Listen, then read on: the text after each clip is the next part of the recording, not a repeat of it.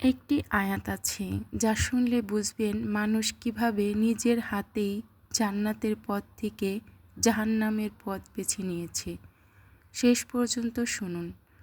এই আয়াত হয়তো আজ আমাদের জীবন বদলে দিতেও পারে।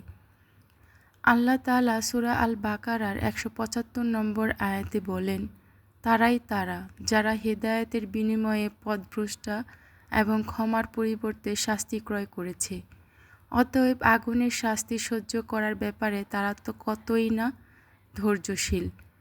এই আয়াত আমাদের সতর্ক করে দেয়, সত্য জানার পরও যদি কেউ ইচ্ছাকৃতভাবে মিথ্যা গুনাহর পথ বেছে নেয় তবে সে নিজের জন্যই ক্ষতি ডেকে আনে।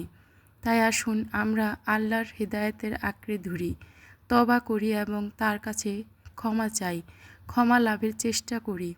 এই আয়াত যদি আপনার ভালো লেগে থাকে তাহলে ভিডিওটিতে লাইক করুন, কমেন্টে লিখুন আলহামদুলিল্লাহ এবং এমন ইসলামিক ভিডিও পেতে আমার পেজটি ফলো করুন। আল্লাহ আমাদের সবাইকে সঠিক পথে চলার তৌফিক দান করুন, আমিন। আর আপনারা ধুন্দল ডিম দিয়ে এভাবে কি রান্না করে খান? কমেন্টে অবশ্যই জানাবেন। আমরা এভাবে প্রায়ই রান্না করে খাই। আসসালামু আলাইকুম রহমতুল্লাহি ওয়া বারাকাতুহু।